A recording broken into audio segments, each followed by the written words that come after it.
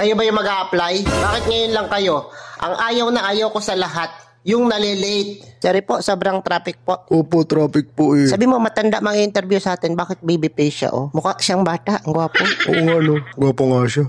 At baka kayo na late. Traffic po eh. Sir, artista po ba kayo dati?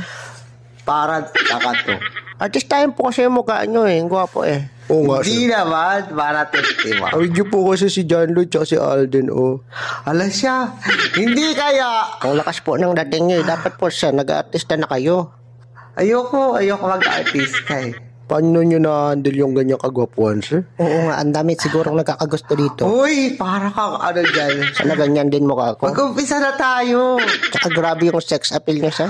Nakakaasar to. Hindi naman. Sige sa interview na Sige tayo. na. Wag na tayo mag-interview. Ano na, tanggap na kayo. Sige na. Tanggap Na kayo talaga, na sir?